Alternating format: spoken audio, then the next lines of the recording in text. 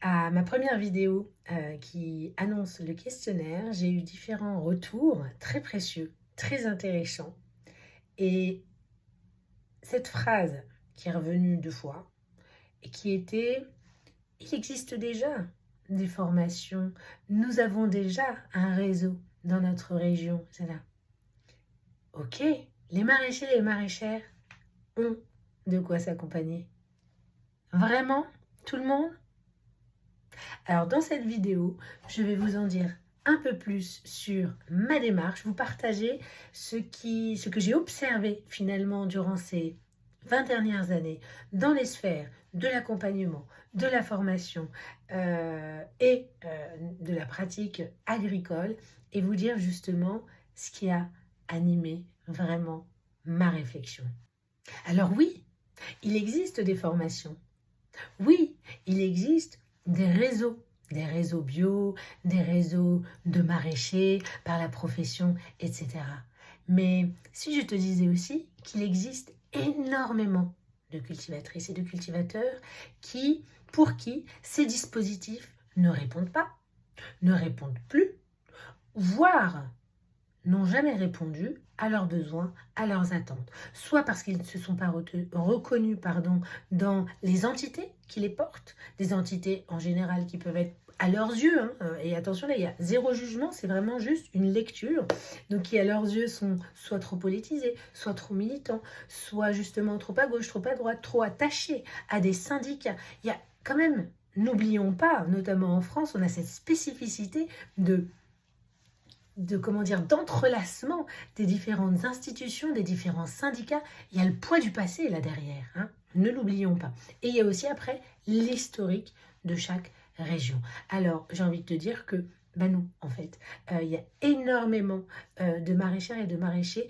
et de cultivateurs, cultivatrices. Pourquoi j'emploie ce terme-là? C'est également cela, c'est que ces dernières décennies, il y a nombreux projets qui sont nés et qui sont des projets polyculturaux, mais pas polyculturaux au sens polyculture élevage, polyculturaux au sens de on a 5, parfois jusqu'à 10 ateliers différents, parfois des fermes qui mêlent de l'élevage, des productions végétales, de l'accompagnement ou de l'accueil, et toutes ces fermes-là ne rentrent pas forcément dans les petits compartiments qui existent pour les formations qui sont financées par tel ou tel organisme, pour ne pas citer de nom.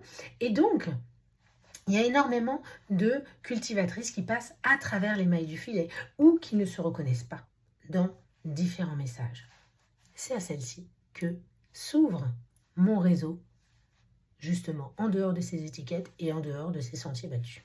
Et alors je vous partage ça, c'est en plus de mon expérience de différentes régions à travers la France. J'ai passé plus de 10 ans dans l'Est de la France où j'ai pu voir un système, où j'ai pu voir des interactions entre des organismes de formation, d'accompagnement, vraiment des organismes plus techniques.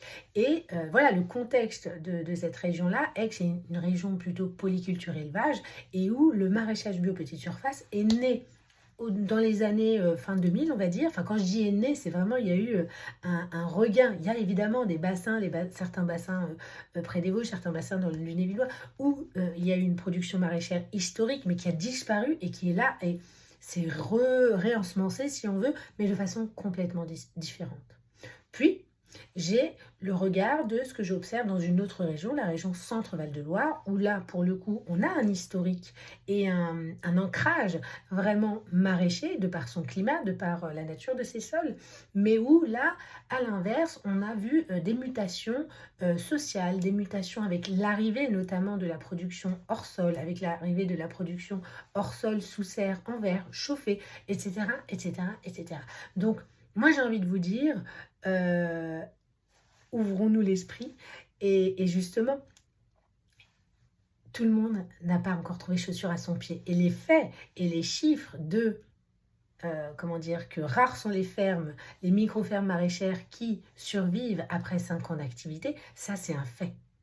À ce sujet-là, je voulais vous proposer un exemple. Un exemple super concret car c'est un des problèmes, un des sujets qui est le plus récurrent selon moi, notamment en ce qui concerne les maraîchères engagées. C'est ce sujet de la vente.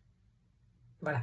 La vente, je ne dis pas que c'est tout le monde, mais il y a énormément de maraîchères qui rencontrent des difficultés à la vente.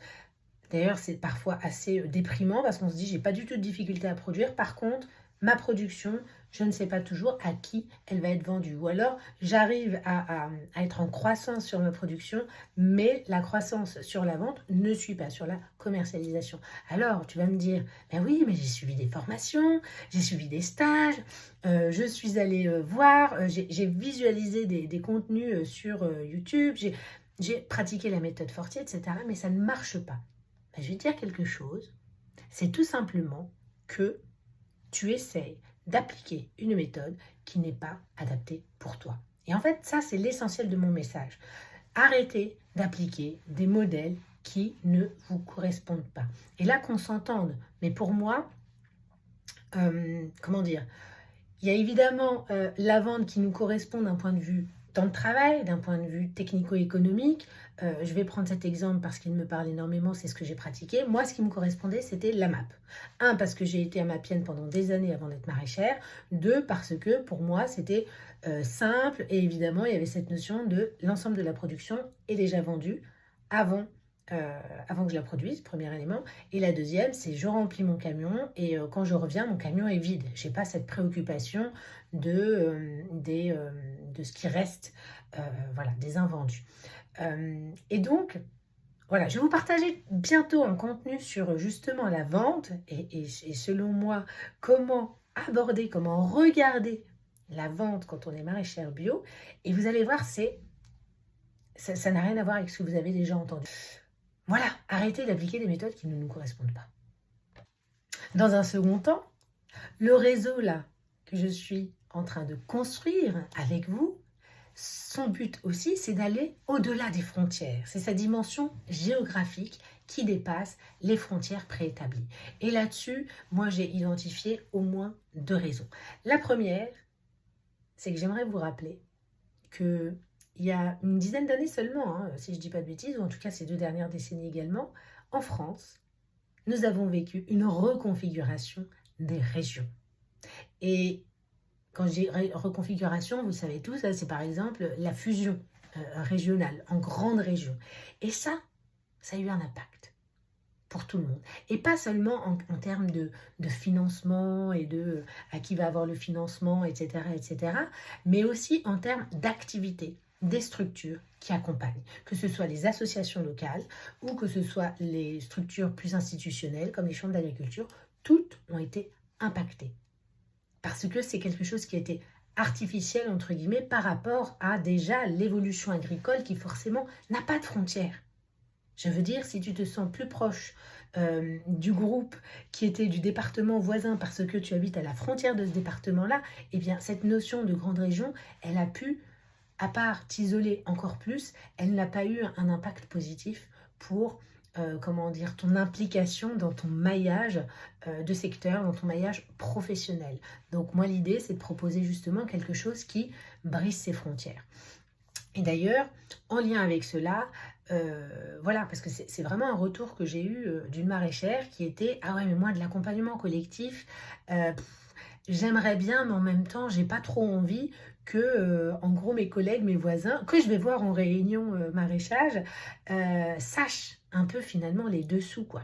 Les dessous de chez moi. Bah justement, mon réseau, il permet ça. Il permet à une maraîchère de Moselle de pouvoir se retrouver dans un groupe où elle va être avec une maraîchère de Bretagne et une maraîchère du Sud-Ouest. Je dis n'importe quoi. Voilà.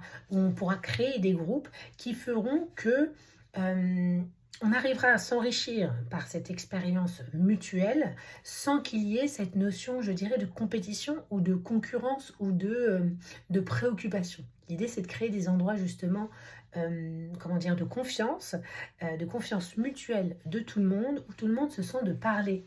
C'est pas déposer ses problèmes, non, mais de parler des difficultés rencontrées sans tabou et pour qu'on puisse avancer ensemble à les résoudre et que la résolution pour Jacqueline B 52 eh bien, soit utile à la résolution du problème de Françoise dans le 41, je dis n'importe quoi. Et donc enfin, toujours en lien avec cette notion de problème local, c'est que les groupes régionaux locaux ont été créés à une époque où on était vraiment sur un ancrage très local et où on avait vraiment cette organisation géographique à travers la France, voilà, de telle région c'est polyculture élevage, telle région c'est plutôt l'arboriculture, telle région, on va avoir un métissage de tout, mais en tous les cas, il y avait ces filières, voilà, ces filières, l'époque des filières. Il y a encore énormément de structures qui sont marquées par l'agriculture de filière. Et du coup, toute la nouvelle génération qui s'installe et qui,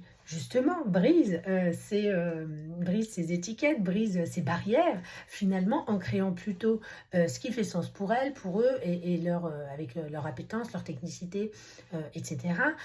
Ça fait que ils ne se retrouvent pas forcément dans ces étiquettes. Et je vais vous dire une chose aussi, c'est que ces dernières décennies, on ne va pas se mentir, tout le monde rencontre les mêmes problèmes et les mêmes difficultés, qui vont d'ailleurs s'amplifier et s'accélérer dans les années à venir, notamment en lien avec le changement climatique. Là-dessus, je ne vous apprends rien. Donc, nous avons tout intérêt à rassembler nos forces vives. Le socle commun, c'est notre humanité. Ce que je partageais dans l'autre vidéo, mais c'était peut-être pas clair. Quand je parlais de l'humanité, de notre humanité, c'est que pour moi, ce qui fait qu'une ferme maraîchère, qu'une micro-ferme perdure,